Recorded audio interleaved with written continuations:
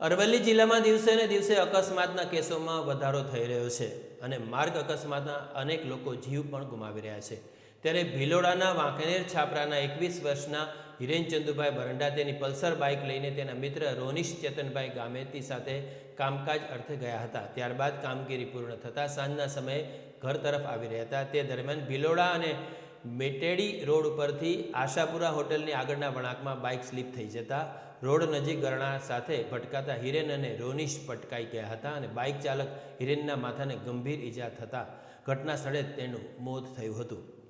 રોનિશના શરીરે ઈજાઓ પહોંચતા અકસ્માતની ઘટનાના પગલે દોડી આવેલ લોકોએ રોનિશને સારવાર માટે દવાખાને ખસેડ્યો હતો અને ભિલોડા પોલીસને અકસ્માતની ઘટનાની જાણ થતાં તાબડતોબ ઘટના સ્થળે પહોંચીને મૃતક યુવકની લાશને પોસ્ટમોર્ટમ અર્થે ખસેડવામાં આવી હતી। યુવકના મોતના પગલે પરિવારજનો અને સગા સંબંધી અને મિત્ર વર્તુળ મોટી સંખ્યામાં પીએમ સ્થળે ઉમટી પડ્યા હતા।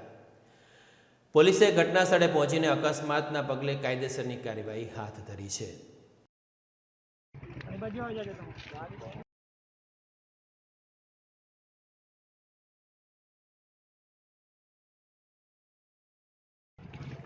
बाजू आ जाएगा तुम।